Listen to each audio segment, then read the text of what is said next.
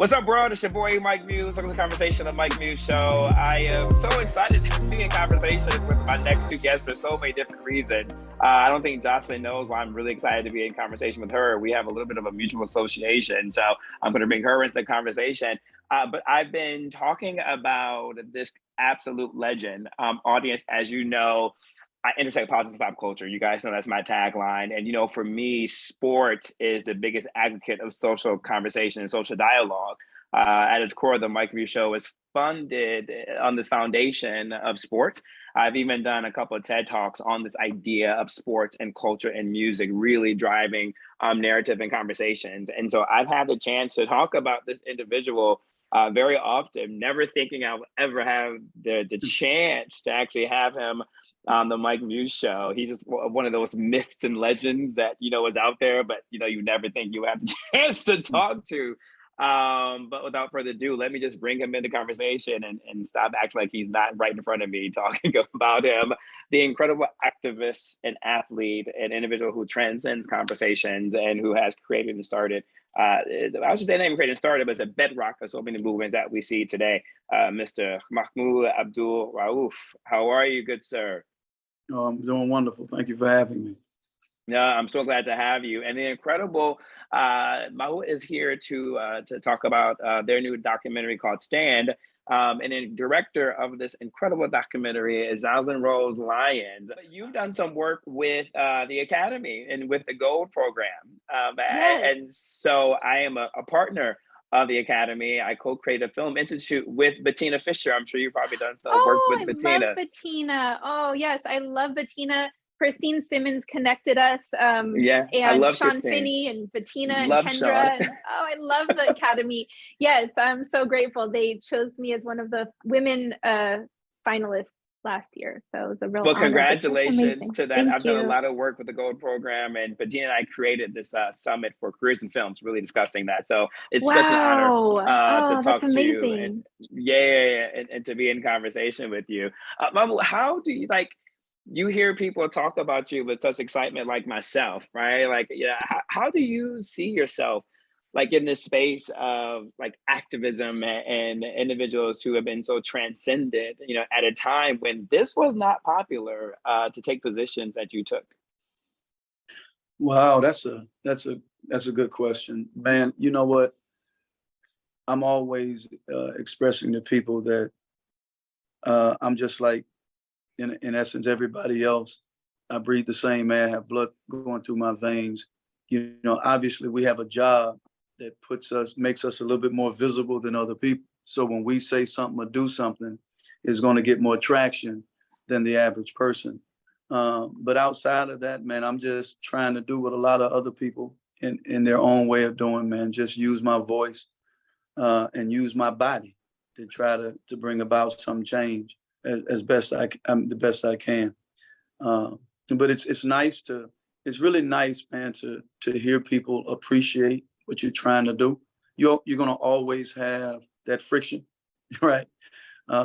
People that don't understand or people that just don't agree. And I've learned to live with that. And as I've said always, there's always someone that comes before. People will say, hey, Mahmoud, and it was tough when you did it compared to when Cat. I said, as long as somebody does it, we should try to support them, because you can keep going back. Well, Mahmoud, it was tougher when Muhammad Ali did it with Muhammad Ali. It was tougher when Paul Robeson did it, Paul Robeson. It was tougher when Nat Turner did it. So I just try to stay humble, man, and just keep doing the best I can to make a difference. And for individuals who may not be familiar, if you're not, I don't know how you're not familiar, but Mahmoud is really known for multiple things, but really leaning into his identity. And we always talk about identity on this show, about leaning into that. And you were unafraid to lean into your religion, of your Muslim faith, and bring that to the court, in particular, Star Single Banner, and really leaning into prayer during that moment, which caused such a fuss and a stir. Joslyn, before I get to you, I want to lean in a little bit, Muhammad, because you, in this documentary, I love how Shaq, in the commentary, he said, I never knew who he was, right? You guys played together at LSU. And I found that so fascinating that he said he didn't know who you were. And then you came on and that's the way you directed into the edits and that, you mentioned that you just went from practice to your room. You didn't go out, at night. I was like, how is that possible? One, as a college student, but you don't think about those who have made such an impact socially. You would think they were this loud, gregarious, kind of voice. Like, how was the reconciliation between the two? I've always been that way.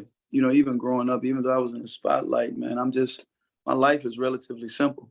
I train, the people that I hang with, and that's it. But of course, the older I became, I do a little bit more. I love reading.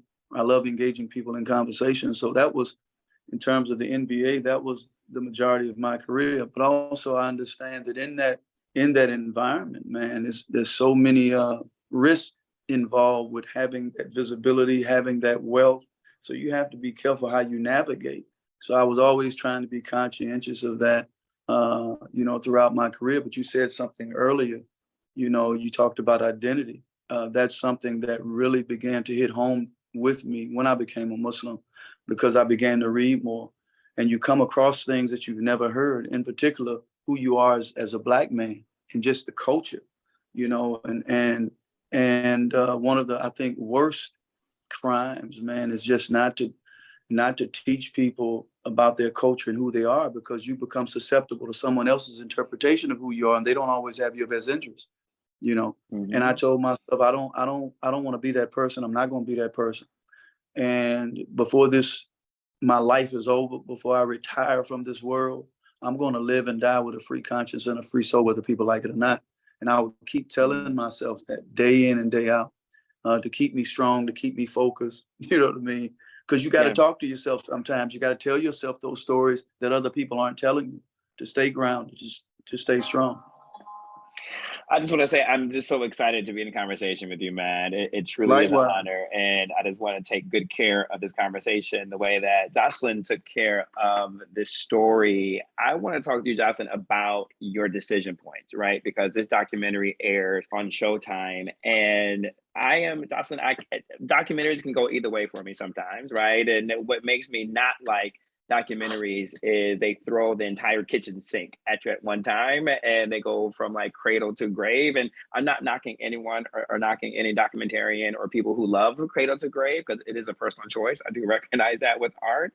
But for me, I like it when it's a very specific lens. What I love about you and the work that you did on this is I felt like you told it from a very specific lens. And I think your directorial decisions and your edits and your cuts, I think, was just so spot on. You had me hooked in the beginning when you started out with Mahmoud giving the James Baldwin quote, right? And for somebody like me, I'm obsessed with James Baldwin, so you hooked me there. But why did you, two questions for you, well, really one question is a two-parter. Why start with the James Baldwin? Because I'm sure you sat with Mahmoud for hours and hours and hours, but what was it there that you started with that one? And then why did you lean into the Tourette's so quickly into maybe like the first quarter of the film? Because I found that so riveting for me to want to learn a little bit more. I find that with filmmaking, if you just get out of your own way, the story will tell you what it needs to do. And I'm a very big advocate for just leaning into the uncomfortable moments in a story and trying to find if there's something there. Because often as a director, we want to go into the places that feel safe and that feel like they're, okay, that's the next puzzle piece. But for me, I like to find those edges and then go a little beyond them, because I feel like that's where the medicine lives, is our edges in life, whatever they are. So it's just a practice, not to get completely too far deep into it, but there's a improv theater instructor named Viola Spolin. She came out of like Chicago, Second City. A lot of that kind of world came from her. And one of her teachings was, as any kind of artist or creative, you need to find your inner child, like enjoy it, love it. And as long as you're enjoying it and you're finding those edges along the way, children naturally do, they play in the edges because they don't know, there's no way to censor it, then I believe that your art will be authentic and the story will be able to be told in a way that is authentic to what it is. And Mahmoud's story to me was just a one of courage, and it's one of the fires that he walked through, literally and spiritually and emotionally, mentally, and how he faced those fires and transformed things in his life into his power, into his light. And so I just really wanted that James Baldwin quote there to kind of set the tone for that, because to me, James Baldwin also walked through those fires like an alchemist would, and transmuted so much in his life. And a lot of the quotes that Mahmoud shared, the George Washington Carver quote towards the end is one of my favorite quotes in the whole entire world. And we had an amazing team of producers that got a lot of things on tape for me. So of course, with any film, I was told at a very young age when I studied filmmaking in school a long time ago, that for every hour of tape, you get 1 minute. If you're making a 60-minute doc, then you have 60 hours of tape. That's kind of like the idea. So there is this idea, of course, there's director's cuts and there's things that wind up on the cutting room floor. But I do believe ultimately that Mahmoud's story told me what it needed to say. And I prayed, I journaled, I checked in with my team. But truly, beyond the research and the intellectualizing of the process, it was really an intuitive journey to follow his life and find out what needed to be said that wasn't. Because of course, we all know that Mahmoud's stand was in 1996 when social media did not exist. And so he didn't have a chance to tell his story the way that Kaepernick did, for example, with his stand. So this movie, I really hope and pray that it will be an opportunity to start that conversation that should have been had a long time ago.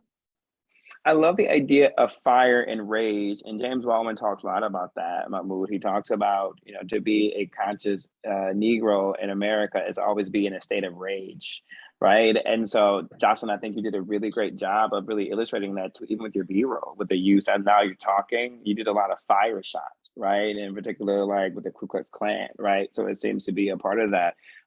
Mahmoud, before I go and talk about like the fire, right, and the insight, and I think Joslyn set me up really greatly for a metaphor. What was your thesis, Joslyn, for this film? Like, what was your thesis for it? Well, it's interesting. One of my first conversations, I've told this story a few times now to different outlets, of course, because we get asked similar questions about the process. Your questions are incredible, and I appreciate that question about my thesis. No one has asked me that. It does spark a thought, though, that I've talked about a bit, which is that one of my first conversations about the story was with the president of Showtime Sports, Stephen Espinoza. And we both agreed, we spoke the same language, that Mahmoud's story, while it's about basketball was just the vehicle for telling a much larger story about mental health, Tourette syndrome, and activism, and basketball as therapy. So there was that, but something that also sparked, I've been studying shadow boxing, both the spiritual aspect of it and then the physical aspect as well. And so I looked at Mahmoud's story through that lens a bit. And I think if I were to answer your question, Mike, about what is my thesis, to some degree, it's how do we face these shadows and these fires and then ultimately find our light, which is what shadow boxing is, as a technique that Muhammad Ali practiced physically, but it's also to some degree a spiritual process of transmutation. And I believe that Mahmoud's journey is one of alchemy. So to me, that is the thesis of this story to some degree. That's interesting, Mahmoud, because what also too captured me, I think now it makes sense. I think a lot of times movements don't work, Mahmoud, because there is an inauthenticity about it. And I look at movements now and it's all for show. I wouldn't say all, let me be mindful. There is a lot of movements out there that are for show. There are a lot of individuals who call themselves activists, who are doing it to help pay their rent and mortgage, and however you get it, right? But I also think there's a danger in that, right? And I also too think that the reason why those individuals' movements are not sustaining is because it's not authentic. And I think it kind of goes to what I was talking to you about, reconciling you being this quiet individual who stayed to themselves, but yet it was so powerful in the opening about the emotion that came out of you about wanting to play basketball and hope that your father would find you. And just as a Black man, I just thought that was just so powerful, right? For a Black man to open up about the why, right? And like the desires of that, right? And I think that for me, just a little bit of that constitution helped me understand how you were able to stand so resolute in the face of fire, right? And in the face of rage against you. You know, what was your, you know, North Star as you were going through this moment of standing in your truth, standing in your authenticity? Because your basketball game was unreal, right? So that's a standalone unto itself. But how did you stand in that face of that adversity for who you were and what you wanted to believe in? The North Star. Faith has always been central to my life. I grew up in a Christian background. I was always taught the value of a higher power. I was always taught that higher power blesses us with certain gifts, but also we're going to have certain challenges, and it's up to us to use those gifts. And so faith is always, for me, what, even though we're not perfect, is what I've used as a young boy, and then after becoming Muslim, it governs everything I do. And I'm always going back to looking for the answers through that. You know, there's a verse when it says, most surely will God try you through hunger, loss of lives, worldly goods, and labor's fruits, but give good news to those who are patient in adversity. For when they're confronted with calamity, they say, from God do we come, and to God shall we belong. And so always telling yourself, you know, that there's nothing that's going to be given to me that's meant to dehumanize me or to break my back. It's always meant to elevate me. So what we focus on grows, right? So if I choose to look at things negatively constantly, and I'm like looking at it, okay, this is a challenge. What's the solution? I'm always trying to look solution-based. And so those things are what help me. But you said something about rage, and right, it's difficult, you know, being a Black man in this country, being a person of color, you name it. And not to constantly be in a rage, but also that rage component. I think what people miss is that it also comes from a place of love, because you won't change. You know, we're better as individuals. You know, we also can be better collectively. And you hate to see abuse, you hate to see tyranny, and you want to see change. And you're willing to take that risk, you know, because you know this life is transient. You know, we're not going to be here forever. And so it's like the saying that justice is what love looks like in public, right? You know, and so this, you know, sometimes people miss that. They want to label, oh, this is a hothead, or this guy's angry. Yeah, we got a right to be angry. But look at where this is coming from, right? And also, you know, you're so right, man. I mean, you're hitting it on the nose that Richard Itten, a political scientist, made a comment about what you said about so many people capitalizing financially off of there's money to be made in activism, and people know that. And he said that he cautions against viewing protests as inherently revolutionary, because once it's routine and accepted, then it's easily molded and shaped into the hegemonic understanding of things. So people could then bottle it up, they can capsule it, they can put it on a shirt, they can, you know, Nike can say, hey, you know what I mean, we're going to brand this and we're going to brand that, and then you get caught up in that wheel to where it becomes an issue of, oh man, I'm getting paid, right? Yeah. And you'll lose yourself if you're not careful. You end up selling yourself, and you didn't even know, you didn't even see it coming, and it's very dangerous. And I've always tried to pride myself on being aware of that. You know, being aware, like people, well, hey man, if the NBA paid, you know, they wanted to compensate you. I said, well, it just can't be me. I said, there are many people that came before me that were punished. If I accept it and you don't give, I don't want it. Yeah. You know what I mean? Because you look at God, you look at all that. How does one reconcile that? I guess the key word I'm gonna keep using now for me, theme is reconcile and reconciliation, and different ways to conjugate and reconcile, because, you know, just as we're talking, I'm just thinking about the microeconomies that exist within activism, right? That's a whole nother thing, right? But like when you were coming along, like brand deals were there, but they're not what we see athletes now when they have brand deals. So a lot of the income for a lot of athletes at that time was very single sourced income, right? Which was their NBA contract, NFL contract, whatever sport league they're associated with, their contract. in that face of adversity, I mean, we can all Monday morning quarterback now, right? And say, shoulda, coulda, woulda, you know, I can say what I would have done. You know what I mean? Like, no, I would have like not taken the money. I was at F that. You know what I mean? I ain't taking this up and like go on, but like, yo, you got a family, right? Like you were trying to take care. And I love, Jocelyn, how you brought in family and the want to take care of family and the want to provide and going home and seeing the broken sink, right? And so when you think about all of that, how did you, Mahmoud, how did you not reconcile like, all right, let me stop praying and just do what they say? You know what I mean? Like, how did you have the strength? I mean, I know your faith and I hear that, but like in the practical realm, right? Like how did you muster that type of energy to say, I'm good with walking away?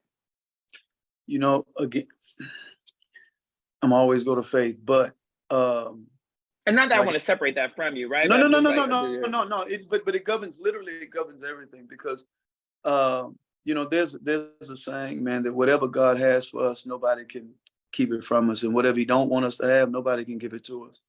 And so for me, man, what I began to do, I began to read about those figures in the past who have taken positions and the sacrifices that they've made. And like one of the quotes that Jocelyn mentioned earlier, George Washington Carver, no one has the right to come into this world and go out of it without leaving behind distinct and legitimate reasons of having passed through it. And I'm looking, man, what do you want your life to say for itself? You know, what's more important to you, right? And for me, at that time and even now, the truth is more important to me than anything, even at the cost of, you know, that stuff we can't take with us, right? I remember a pastor saying once, he never heard of a U-Haul on back of a hearse, right? That all of this stuff that you're acquiring, this fame, this celebrity, this money, if you're not using it, man, to benefit people, and I believe this, I believe in the Ubuntu concept, I am because we are. You know, if you're not using this to benefit others, and you're just, you know, usurping and you're just hoarding, man, that's gonna be weight on your back. So I'm like, I got the philosophy, like, you know, the goal in life is to find your gift. The purpose in life is to give it away. So Wow. I want to leave, like, if I'm leaving with a lot of wealth, I'm leaving with a lot of stuff, then I gotta carry that. Like, why didn't you, man, you know, there were people that needed something. You didn't need all of that. There were people who could have used this. There were people who could have heard this. So I'm trying to, even if I learn a little bit, look, man, it ain't necessary to try to know everything because you'll never know everything. If you're waiting to know everything, you end up doing nothing, right? So if I know a little bit, if I have a little bit, I'm trying to extend that.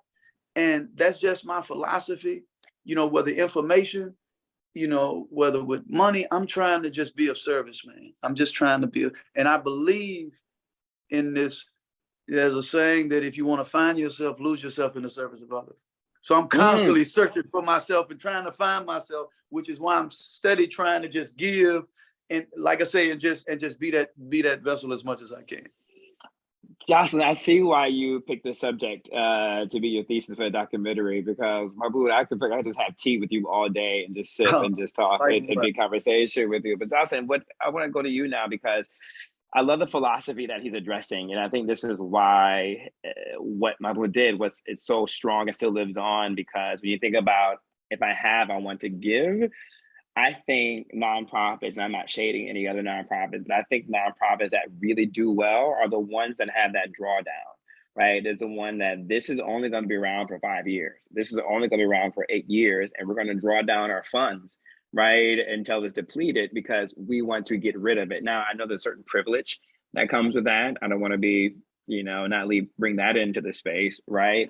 Some people do need to pay overhead and operational costs and pay to be executive directors. I totally understand that, but I think sometimes that is the good intent of that, is when it's all said and done.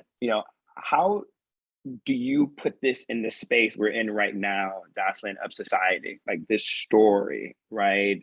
The timing couldn't have been, I wouldn't want to use the word perfect, but I just think that the timing and the backdrop of what's happening in our society right now with Tyree Nichols, right? This constant conversation of more protests, more activism, right? And then insert Stan. The timing couldn't have been more fascinating with that one, but why did you choose to do this now?